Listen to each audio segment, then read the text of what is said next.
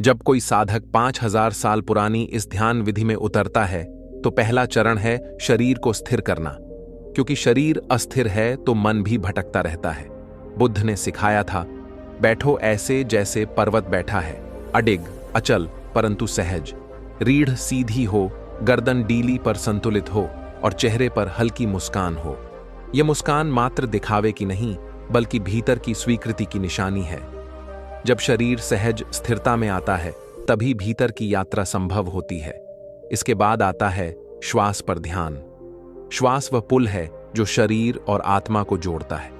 यह अदृश्य डोर है जो हमें जीवन से बांधे रखती है। साधना में श्वास को बदलना नहीं, बस देखना है। जब श्वास भीतर जाती है तो उसका अनुभव करें, जब बाहर आती है तो उसे भी देखें। धीरे धीरे ध्यान गहराता है और श्वास लंबी, शांत और गहन हो जाती है। इस क्षण साधक देखता है कि श्वास केवल शरीर में ही नहीं बल्कि चेतना में भी बह रही है। तीसरे चरण में आता है विचारों का निरीक्षण। जब हम बैठते हैं तो अनगिनत विचार आने लगते हैं। स्मृतियां, इच्छाएं, कल्पनाएं सब उमड़ने लगती हैं। सामान्यतः हम इन विचारों के पीछे भागते रहते हैं, लेकिन साधना में हमें बस गवाह बनना है। जैसे आकाश में बादल आते जाते हैं वैसे ही विचार भी आते जाते हैं। न उन्हें रोकना है न पकड़ना है, बस यह समझना है कि वे मैं नहीं हूं। इस जागरूकता से विचारों की शक्ति क्षीण होने लगती है और मन शांत झील की तरह हो जाता है। जब मन शांत होने लगता है तब चौथा चरण है शून्यता का अनुभव। अब न कोई विचार बांधता है न कोई इच्छा खींचती है। भीतर केवल गहराई है, मौन है, असीम विस्तार है। यही शून्यता वह अवस्था है जहां साधक को पहली बार यह एहसास होता है कि उसका असली अस्तित्व शरीर और मन से परे है। यही अनुभव उसे अद्वैत की ओर ले जाता है, जहां सब कुछ एक है, कोई अलगाव नहीं है। और जब यह अवस्था और गहरी होती है तब आता है समाधि का चरम अनुभव। समाधि में समय ठहर जाता है। साधक न अतीत में रहता है न भविष्य में, केवल वर्तमान की पूर्णता में जीता है। इस अवस्था में उसकी चेतना परम मौन से एक हो जाती है। उसे महसूस होता है कि वह अब केवल एक व्यक्ति नहीं बल्कि संपूर्ण ब्रह्मांड की चेतना का हिस्सा है। यही समाधि है, यही मुक्ति है, यही बोधि है। इस यात्रा का अद्भुत पहलू यह है कि इसका प्रभाव केवल ध्यान की अवधि तक सीमित नहीं रहता। साधक का जीवन ही बदलने लगता है। वह हर परिस्थिति में शांत रहता है। अपमान हो या सम्मान, लाभ हो या हानि, सुख हो या दुख, उसका मन संतुलित रहता है। उसकी दृष्टि अब द्वंद्व से परे हो चुकी होती है। यही वह अवस्था है जिसे उपेक्षा कहा गया है, जहां व्यक्ति किसी भी परिस्थिति में अडिग बना रहता है। समाधि का यह अनुभव साधक को केवल आंतरिक शांति नहीं देता बल्कि उसकी ऊर्जा का स्रोत भी बदल देता है। अब उसका काम बोझ नहीं लगता बल्कि सेवा बन जाता है। उसके संबंध स्वार्थ पर नहीं बल्कि प्रेम और करुणा पर टिके रहते हैं। उसकी वाणी अब चोट नहीं पहुंचाती बल्कि मरहम बनती है। यही कारण है कि समाधि प्राप्त व्यक्ति का जीवन दूसरों के लिए प्रेरणा बन जाता है। और सबसे अद्भुत बात यह है कि यह विधि किसी के लिए कठिन नहीं है। यह किसी धर्म, जाति या परंपरा तक सीमित नहीं। यह श्वास सबकी है, यह मौन सबके भीतर है। बस आवश्यकता है अभ्यास की, धैर्य की और निरंतरता की। जैसे जैसे साधक अभ्यास करता है वैसे वैसे भीतर की परतें खुलती जाती हैं। हर बार ध्यान में बैठना एक नई यात्रा होती है, एक नया द्वार खुलता है। यही कारण है कि इसे अनंत मार्ग कहा गया।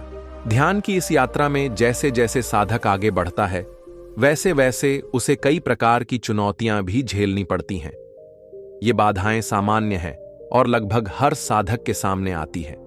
बुद्ध ने इन्हें स्पष्ट रूप से पहचाना और उनके समाधान भी बताए। इसलिए यह समझना जरूरी है कि कठिनाइयां मार्ग का हिस्सा है, बाधा नहीं। सबसे पहली चुनौती होती है आलस्य और निद्रा। जब साधक बैठता है तो मन कहता है थकान है, सो जाओ। शरीर भारी लगने लगता है, पलकें बंद होते ही नींद आने लगती है। यह स्थिति हर साधक के साथ घटती है। बुद्ध ने इसका उपाय बताया, जागरण। यदि नींद हावी हो रही है तो गहरी सांसें लो, आंखें खोलकर आकाश को देखो, ठंडे जल से मुख धो लो और फिर ध्यान में बैठो। धीरे धीरे मन समझने लगता है कि यह समय सोने का नहीं, भीतर उतरने का है। दूसरी चुनौती है चंचलता और अस्थिरता। मन एक क्षण भी स्थिर नहीं रहना चाहता। जैसे ही बैठते हैं हजारों विचार दौड़ने लगते हैं, कभी अतीत की घटनाएं, कभी भविष्य की योजनाएं, कभी अधूरे कामों की चिंता। यह स्वाभाविक है, क्योंकि मन की आदत ही दौड़ने की है। समाधान है वापस श्वास पर लौटना। जब भी मन भटके, धीरे धीरे उसे श्वास के प्रवाह की ओर लाओ। जितनी बार मन भागेगा, उतनी बार लौट आओ। यही अभ्यास धीरे धीरे स्थिरता लाता है। तीसरी बाधा है संशय। साधक सोचने लगता है, क्या यह ध्यान सच में काम करेगा? क्या मैं कभी समाधि तक पहुंच पाऊंगा? यह संदेह साधना की प्रगति को रोक देता है। इसका उपाय है श्रद्धा। बुद्ध ने कहा था, श्रद्धा वह नाव है जो साधक को पार ले जाती है। इसका अर्थ अंधविश्वास नहीं, बल्कि धैर्यपूर्वक अभ्यास पर भरोसा रखना है। यदि हृदय में धैर्य और विश्वास है तो संशय मिट जाता है और मार्ग खुलता है। चौथी चुनौती है इंद्रियों का आकर्षण। साधना करते समय कभी स्वाद की इच्छा जगती है, कभी संगीत सुनने की लालसा, कभी किसी प्रिय चेहरे की स्मृति। ये सब मन की चालें हैं। यदि साधक इनके पीछे भागेगा तो ध्यान टूट जाएगा। बुद्ध ने समाधान दिया, साक्षी बनो, इच्छाओं को दबाओ मत, केवल देखो। जैसे ही आप उन्हें देखोगे, वे अपनी शक्ति खो देंगी और स्वतः मिट जाएंगी। पांचवीं बाधा है भय और अशांति। कभी कभी जब साधक भीतर उतरता है तो उसे अपने ही मन के अंधेरे का सामना करना पड़ता है। दबी हुई स्मृतियां, पुराना दुख, अनजानी पीड़ा सामने आ जाती है। यह क्षण कठिन होता है, लेकिन आवश्यक भी, क्योंकि जब तक हम भीतर के अंधकार को नहीं देखेंगे, तब तक प्रकाश तक नहीं पहुंच सकते। इस भय को पार करने का उपाय है सांस पर टिके रहना और याद रखना कि यह सब अस्थायी है। जैसे रात के बाद सुबह आती है, वैसे ही भय के बाद शांति आती है। इन चुनौतियों से गुजरकर साधक जब आगे बढ़ता है तो भीतर का मार्ग और स्पष्ट होता जाता है। धीरे धीरे साधक यह समझ लेता है कि ध्यान केवल मन को शांत करने का तरीका नहीं, बल्कि आत्मा को मुक्त करने का साधन है। उसका हृदय हल्का हो जाता है, उसका चेहरा प्रसन्न हो जाता है और उसकी उपस्थिति दूसरों को भी शांति देने लगती है। समाधि की ओर बढ़ते हुए यह भी आवश्यक है कि साधक जीवन में संतुलन बनाए। अधिक भोजन, अधिक नींद या अधिक बोलना साधना को कठिन बना देता है। बुद्ध ने इसलिए मध्यम मार्ग का उपदेश दिया था, न अधिक कठोरता, न अधिक भोग। साधना वहीं फलती है जहां संतुलन होता है, और जब साधक इन बाधाओं को पार कर लेता है तो वह देखता है कि अब उसकी साधना केवल व्यक्तिगत नहीं रही। अब उसका हर श्वास, हर मौन, हर ध्यान दूसरों तक पहुंचने लगता है। उसकी शांति परिवार को प्रभावित करती है, उसकी करुणा समाज को बदलती है। यही ध्यान की सबसे बड़ी विजय है। यह व्यक्ति से शुरू होकर समष्टि तक पहुंचता है। मन को निर्मल करने की यह साधना जब निरंतर प्रवाहित होने लगती है, तब साधक को अनुभव होता है कि उसके भीतर एक विशाल सागर शांत लहरों की तरह फैल रहा है। यह स्थिति किसी बाहरी वस्तु या परिस्थिति से निर्मित नहीं होती, बल्कि यह गहराई स्वयं की आत्मा में सदैव विद्यमान रहती है। जब श्वास और चित्त एक लय में बंध जाते हैं, तब साधक को ज्ञात होता है कि विचारों का उत्पन्न होना और लुप्त हो जाना मात्र बादलों की भांति है, जिनका आकाश से कोई वास्तविक संबंध नहीं। यही बोध धीरे धीरे उसे उस शून्यता तक ले जाता है जहां अस्तित्व का बोध समाप्त हो जाता है और केवल शुद्ध चैतन्य शेष रह जाता है। इस स्तर पर आकर व्यक्ति के भीतर की बेचैनियां स्वतः समाप्त हो जाती हैं। अब वह न तो अतीत की पीड़ा में डूबा रहता है, न ही भविष्य की कल्पनाओं में खोता है। उसके लिए हर क्षण संपूर्ण हो जाता है। यही ध्यान का सार है, वर्तमान की पूर्णता का अनुभव। यह पूर्णता जब गहरी हो जाती है तो साधक को लगता है कि उसने स्वयं को नहीं, बल्कि संपूर्ण ब्रह्मांड को साध लिया है। क्योंकि ध्यान में बैठते हुए जो मौन उत्पन्न होता है, वही समस्त ब्रह्मांड का मौन है। वही गूढ़ रहस्य है जो उसे समाधि के शिखर तक ले जाता है। बुद्ध ने कहा था, शून्यता से बड़ा कोई खजाना नहीं, क्योंकि जब मन रिक्त हो जाता है तो वहां केवल करुणा, प्रेम और शांति ही प्रवाहित होती है। यह रिक्तता विनाशकारी नहीं, बल्कि सृजनात्मक है। यह शून्यता भीतर नई ऊर्जा जगाती है, जो व्यक्ति को जीवन के हर क्षेत्र में संतुलन और विवेक प्रदान करती है। ध्यान की प्रक्रिया इसीलिए केवल साधना नहीं, बल्कि जीवन जीने की सर्वोच्च कला है। जब साधक इस मार्ग पर बढ़ता है, तब उसे बाहरी संसार की हलचलें डगमगा नहीं पाती। परिस्थितियां चाहे कैसी भी हों, उसका मन स्थिर रहता है। वह लोगों की निंदा, प्रशंसा, अपमान, सम्मान सबको समान भाव से स्वीकार कर लेता है। यह संतुलन ही समाधि की पहचान है, क्योंकि समाधि का अर्थ है द्वंद्वों से परे उठ जाना। धीरे धीरे यह साधक को उस अंतिम सत्य से मिलाता है जहां मैं का कोई अस्तित्व नहीं बचता। वहां केवल वह शुद्ध अनुभव बचता है जिसे न शब्दों में बांधा जा सकता है, न ही तर्क से समझा जा सकता है। यह वही अनुभव है जो 5000 वर्षों से ध्यान परंपरा की धारा के रूप में प्रवाहित हो रहा है। यही कारण है कि जो इस विधि को अपनाता है वह जीवन के हर दुख, हर मोह, हर भय से मुक्त हो जाता है। क्योंकि जब भीतर शून्यता का महासागर जागता है, तब बाहर की दुनिया की आग बुझ जाती है। मनुष्य अपने भीतर ही उस ज्योति को पा लेता है जो कभी नष्ट नहीं होती। वही ज्योति उसे समाधि की चरम सीमा तक पहुंचा देती है। जब ध्यानकर्ता निरंतर साधना करता है, तब एक क्षण ऐसा आता है जहां उसकी सांसें इतनी सूक्ष्म हो जाती हैं कि वह स्वयं को भी सांस लेते हुए महसूस नहीं करता। शरीर जैसे केवल एक खोल रह जाता है और भीतर एक अदृश्य ऊर्जा स्वतंत्र रूप से प्रवाहित होने लगती है। इस अवस्था को बुद्ध परंपरा में अनुपानसति की गहराई कहा गया है। यहां साधक अनुभव करता है कि उसका जीवन केवल श्वास की डोर पर टिका हुआ है और इस डोर को पकड़कर ही वह अस्तित्व के रहस्य तक पहुंच सकता है। धीरे धीरे मन की तरंगें शांत हो जाती हैं कि उनके बीच का अंतराल साफ दिखाई देने लगता है। विचार आते हैं और चले जाते हैं, लेकिन अब साधक उनके साथ बहता नहीं, बल्कि दूर बैठा साक्षी बन जाता है। यही साक्षी भाव उसे उस गहराई में ले जाता है जहां सब कुछ रुक जाता है। यह रुकना ही समाधि की शुरुआत है।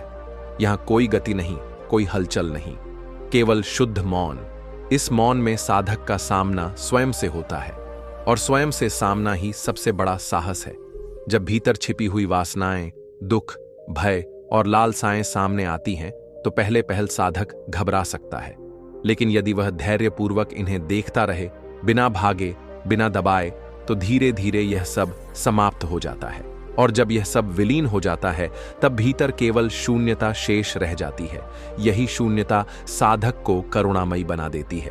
अब वह देखता है कि संसार में हर प्राणी उसी पीड़ा से गुजर रहा है जिससे वह गुजरा है। अब उसमें घृणा नहीं रहती, अब उसमें क्रोध नहीं रहता, बल्कि उसके हृदय से सहज प्रेम प्रवाहित होने लगता है। यही बोधिसत्व का जन्म है। वह व्यक्ति जो अपनी साधना से दूसरों को भी मुक्ति का मार्ग दिखाता है। जब यह अवस्था और गहराई तक जाती है, तो साधक महसूस करता है कि उसकी पहचान केवल शरीर या नाम तक सीमित नहीं है। वह महसूस करता है कि वह धरा है, वह आकाश है, वह जल है, वह अग्नि है। उसके भीतर और बाहर कोई भेद नहीं रहता। यही अद्वैत का अनुभव है। यही वह क्षण है जब साधक को पता चलता है कि 5000 साल पुरानी यह ध्यान विधि केवल एक अभ्यास नहीं, बल्कि आत्मा और ब्रह्मांड का मिलन है। और जब मिलन होता है, तो साधक के लिए मृत्यु का भय समाप्त हो जाता है, क्योंकि जिसने शून्यता का अनुभव कर लिया, उसके लिए मृत्यु कोई अंत नहीं, बल्कि एक और परिवर्तन है। उसके लिए जीवन और मृत्यु एक ही धारा के दो तट बन जाते हैं। यही कारण है कि समाधि तक पहुंचने वाला साधक संसार में रहते हुए भी संसार से परे हो जाता है। वह भीड़ में होता है, लेकिन अकेला होता है। वह लोगों के बीच होता है, लेकिन उसकी आत्मा अनंत मौन में डूबी रहती है। यही समाधि की पहचान है। जब साधक उस अनंत मौन में गहराई से प्रवेश करता है, तो सबसे पहले उसे अपने भीतर एक विचित्र सा हल्कापन महसूस होता है, जैसे उसने वर्षों से उठाए बोझ अचानक उतार दिए हों। वह देखता है कि जो पीड़ा, जो असंतोष, जो लालसा अब तक उसे जकड़े हुए थे, वे सब धीरे धीरे पिघलकर शून्य में विलीन हो रहे हैं। इस शून्यता में न कोई कमी रहती है और न ही कोई चाह। यहां केवल पूर्णता का अनुभव होता है। शून्यता की यह स्थिति किसी खालीपन की तरह नहीं होती। यह गहरी परिपूर्णता होती है, जिसमें साधक महसूस करता है कि उसे अब किसी बाहरी वस्तु की तलाश नहीं है। उसका हृदय स्वयं में संपूर्ण हो जाता है। बुद्ध परंपरा इस अवस्था को महाशांति कहती है। यहां मन किसी लहर की तरह ऊपर नीचे नहीं होता, बल्कि शांत झील की तरह स्थिर रहता है। यहीं से समाधि की सच्ची यात्रा शुरू होती है। साधक देखता है कि उसकी चेतना का विस्तार हो रहा है। वह केवल अपने शरीर तक सीमित नहीं है, उसका अस्तित्व चारों दिशाओं में फैल रहा है। हर ध्वनि, हर स्पंदन, हर अनुभूति उसके भीतर समा रही है।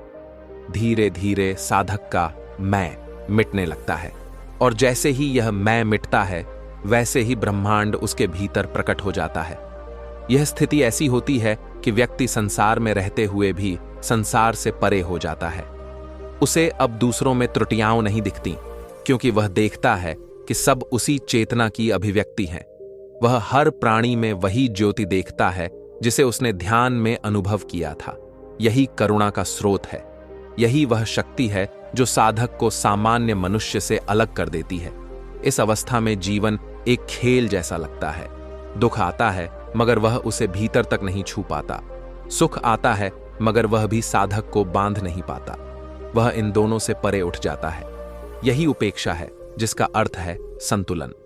जब साधक उपेक्षा की अवस्था में पहुंचता है, तब कोई भी परिस्थिति उसके भीतर हलचल पैदा नहीं कर सकती। फिर आता है अंतिम सोपान, समाधि। समाधि में साधक केवल शून्यता नहीं अनुभव करता, बल्कि उस शून्यता से उत्पन्न होने वाली असीम ऊर्जा को भी पहचान लेता है। यही ऊर्जा उसकी वाणी में गहराई लाती है, उसके मौन को अमृत बना देती है और उसके स्पर्श को करुणा से भर देती है। समाधि का अनुभव वह अवस्था है जहां समय और स्थान दोनों मिट जाते हैं। साधक के लिए न अतीत रहता है, न भविष्य, केवल वर्तमान की अनंत धारा होती है। यही वर्तमान उसे अमृता का स्वाद कराता है। जिसने यह अनुभव कर लिया, उसके लिए जीवन कभी बोझ नहीं रह जाता, बल्कि एक अद्भुत अवसर बन जाता है। जीवित समाधि का अर्थ है जीवन जीते हुए भी भीतर इतना स्थिर होना कि कोई परिस्थिति, कोई भावना, कोई विचार हमें हिला न सके। यह कोई पलायन नहीं है, बल्कि संसार के बीच रहते हुए आत्मा की पूर्ण जागरूकता को बनाए रखना है। जब साधक इस अवस्था में पहुंचता है, तो हर कदम ध्यानमय हो जाता है। हर श्वास प्रार्थना बन जाती है। हर क्रिया पूजा जैसी हो जाती है। कल्पना कीजिए, आप बाजार से गुजर रहे हैं, लोग चिल्ला रहे हैं, सामान खरीद बेच रहे हैं, बच्चे दौड़ रहे हैं, वाहन शोर कर रहे हैं, लेकिन भीतर आप गहरे शून्य में डूबे हैं। बाहर की ध्वनियां आ रही हैं, मगर आपको छू नहीं पा रही हैं। आपके मन का आकाश इतना विशाल हो गया है कि उसमें कोई हलचल टिक नहीं पाती। यही जीवित समाधि की पहचान है। इस अवस्था में व्यक्ति किसी को दोष नहीं देता, न किसी से शिकायत करता है, न किसी पर क्रोध करता है। उसका हृदय दया से भर जाता है। वह जानता है कि हर इंसान अपने अज्ञान और कर्मों के बंधन में बंधा हुआ है। इसलिए वह न केवल स्वयं शांत रहता है, बल्कि दूसरों को भी अपनी शांति से प्रभावित करता है। उसकी उपस्थिति ही वातावरण को बदल देती है। ऐसे साधक के लिए भोजन करना भी ध्यान है, चलना भी ध्यान है, मौन रहना भी ध्यान है और बोलना भी ध्यान, क्योंकि उसने हर क्षण में जागरूकता को पकड़ लिया है। बुद्ध कहते हैं, जागरण ही निर्वाण का द्वार है। जो हमेशा सजग रहता है, वही मुक्त हो जाता है। जीवित समाधि में व्यक्ति यह अनुभव करता है कि शरीर नश्वर है, विचार अस्थायी हैं, भावनाएं बदलती रहती हैं, लेकिन भीतर जो आत्मचेतना है वह अडिग है, अविनाशी है। उसी से जुड़कर वह देखता है कि उसे न जन्म भयभीत कर सकता है, न मृत्यु। यह बोध जीवन की सबसे बड़ी स्वतंत्रता है। जब यह अवस्था स्थायी हो जाती है, तो साधक का व्यक्तित्व ही बदल जाता है। उसकी दृष्टि में प्रेम झलकता है, उसकी वाणी में करुणा बहती है और उसके कर्मों में धर्म प्रकट होता है। वह जहां भी जाता है, अपने साथ शांति का वातावरण लेकर जाता है। लोग उसकी ओर खींचे चले आते हैं, क्योंकि उसके पास कोई सिद्धांत नहीं, बल्कि जीता जागता अनुभव होता है। प्राचीन काल से ही हिमालय की गुफाओं और बोधि वृक्ष की छांव तले साधकों ने जो साधना की, वह केवल श्वास को नियंत्रित करने या मन को स्थिर करने का अभ्यास भर नहीं था, बल्कि आत्मा की गहराइयों में उतरकर उस अदृश्य मौन को छूने का मार्ग था, जिसे शून्यता कहा गया। शून्यता कोई नकारात्मकता नहीं, बल्कि वह असीम विस्तार है जहां विचारों का शोर थम जाता है और चेतना अपनी असली प्रकृति को पहचान लेती है। लगभग 5000 वर्ष पुरानी यह ध्यान विधि आज भी उतनी ही प्रभावशाली है जितनी उस समय थी जब ऋषियों और महात्माओं ने इसका अनुभव किया। यह प्रक्रिया साधक को धीरे धीरे भीतर की गहराइयों तक ले जाती है, जहां न कोई द्वंद्व रहता है, न कोई चिंता, केवल निर्वाण की सी शांति बहती है। बुद्ध ने इसी साधना का मार्ग दिखाया, जहां साधारण श्वसन को साधना का द्वार बनाया गया। उन्होंने कहा कि जब इंसान अपनी सांसों की लय को समझ लेता है, तब उसके भीतर की बेचैनी धीरे धीरे समाप्त हो जाती है। श्वास पर ध्यान करना केवल हवा के आने जाने की प्रक्रिया देखना नहीं, बल्कि मन की गति को पहचानना भी है। जैसे ही श्वास पर ध्यान स्थिर होता है, वैसे ही विचारों की भीड़ धीमी होने लगती है। धीरे धीरे साधक उस स्थिति में पहुंचता है जहां समय का बोध समाप्त हो जाता है और केवल शांति की गहराई शेष रह जाती है। यही वह शून्यता है जिसे साधना की पराकाष्ठा माना गया है। गहराई से समझें तो यह ध्यान विधि हमें आत्मा और ब्रह्मांड के बीच के रहस्यमय संबंध को प्रकट करती है। जब हम आंखें बंद करके भीतर उतरते हैं, तब सबसे पहले अशांति दिखती है। विचारों की भीड़, अनगिनत स्मृतियां और इच्छाओं की परछाइयां। परंतु जैसे जैसे धैर्यपूर्वक हम स्वयं को श्वास के साथ जोड़ते हैं, वैसे वैसे वे छायाएं विलीन होती जाती हैं। साधना में यही पहला द्वार है, बाहरी शोर को पार करना। इसके बाद जो चरण आता है वह मौन का है। इस मौन में प्रवेश करते ही साधक महसूस करता है कि भीतर एक अनंत आकाश है, जहां कोई सीमा नहीं, कोई बंधन नहीं। यह अनुभव ही समाधि का प्रारंभ है। समाधि केवल योगियों की विशेष उपलब्धि नहीं, बल्कि हर उस इंसान की जन्मसिद्ध क्षमता है जो मन को संयमित करना सीख ले।